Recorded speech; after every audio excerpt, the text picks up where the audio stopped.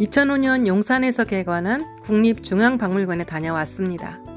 서울국학원 친구가 해설을 맡았고 그곳 강사들과 함께 했는데 이번 영상에서는 박물관 바깥을 주로 돌아보고 내부는 호랑이 그림 전시와 방가사유상 등을 보러 갈 거예요. 이 코스는 친구가 안내했고 많은 부분 친구의 설명이 포함되어 있습니다. 이 연못의 이름은 거울못인데요.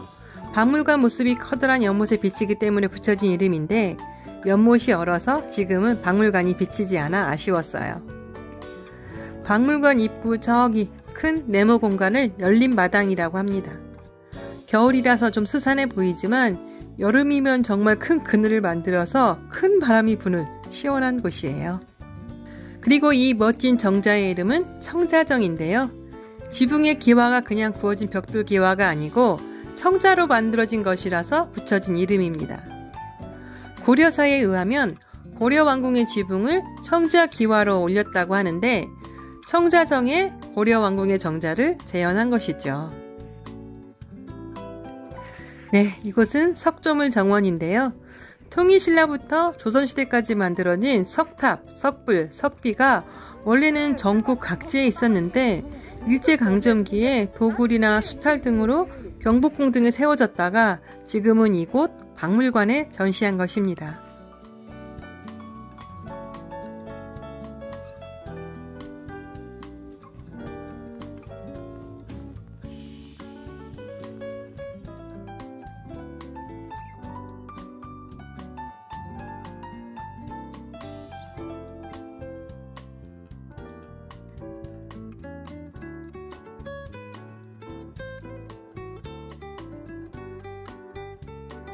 원주에 있던 영전사 보제존자 사리탑인데요.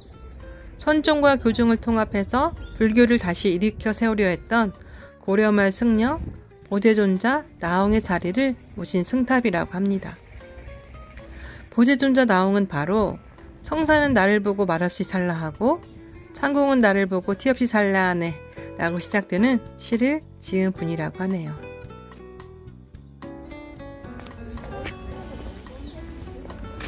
석조물 정원을 지나서 조금 걸어가니까 미르 폭포가 보입니다. 미르는 용을 뜻하는 옛말인데 박물관이 위치한 용산의 용에서 따온 이름이에요. 지금은 폭포물이 얼어 있지만 봄, 여름이 되면 우거진 나무 사이에서 안개가 뿜어져 나오고 금방이라도 용이 머리를 내밀 것 같은 느낌이 든답니다. 와, 종로 보신각의 진짜 종이 이곳에 있었네요. 1468년에 현재 탑골공원 자리에 있던 원각사라는 절에 걸기 위해서 만든 종인데 절이 없어진 후에 보신각으로 옮겨졌어요. 그래서 도성문을 여닫는 시간을 알리기 위해서 새벽 4시, 밤 10시에 이 보신각 종을 올렸다고 합니다. 그리고 박물관 동쪽 측면에 세워진 북묘 묘정비는 고종이 관우를 기리기 위해서 세운 것이라고 하는데요. 고종이 왜 관우를 기리는 거죠? 사연인즉 고종과 명성황후가 무녀 박창렬과 가까이 지내면서 나라의 대소사를 무녀의 말에 따라서 처리했다고 합니다. 그 시대에도 많은 문제가 발생해서 상소문이 올라가는 등 시끄러웠는데 현대에 있어서도 무속신앙이든 어떤 종교든 국가 경영에 영향력을 행사할 경우에 국정농단을 하게 되고 민주주의를 훼손하게 됩니다. 박물관 마당을 내려와 뒤로 돌아가니까 전통 염료 식물원이 있습니다. 지금은 겨울이라서 식물들이 잠자고 있지만 조상들의 지혜가 담긴 염료 식물들을 한자리에 모아 놓은 것입니다. 박물관에 들어서서 체온과 QR 체크하고 소지품 검색들을 통과해서 들어갔는데요. 1층 로비에 신라말의 고승 월랑선사 탑비가 자리하고 있었습니다. 제천시 월광사에 있던 건데 일제강점기에 반출되어서 경복궁으로 옮겨졌다가 이곳에 자리한 것입니다. 그리고 조금 더 가니까 개성 경천사라는 절에 있던 경천사지 10층 석탑이 있습니다. 한국적인 이미지의 불닭과는 다른 모습인데 고려 후기 친원 권문세족들이 원나라의 양식으로 제작해서 그렇죠. 북한산 비봉에 가도 볼 수 없는 진짜 진흥왕 순수비가 바로 이곳 박물관에 있습니다. 진흥왕이 한강 유역을 신라 영토로 편입한 뒤에 북한산을 순수 관경한 것을 기념하기 위해서 세운 것이죠. 네, 이것은 무엇일까요? 바로 송기정 선수가 기증한 보물 94호 청동투구입니다.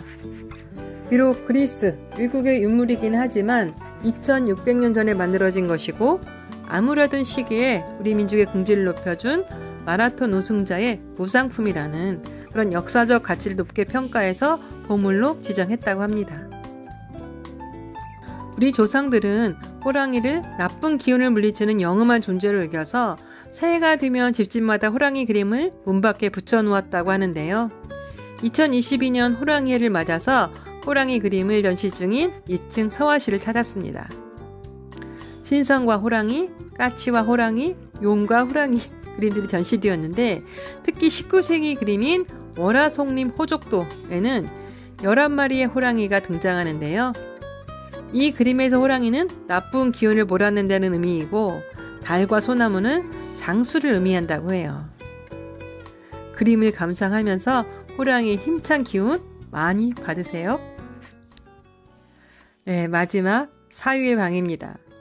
삼국시대의 6세기 후반, 7세기 전반에 제작된 우리나라의 국보 방가 사유상 2점을 나란히 전시한 공간인데요.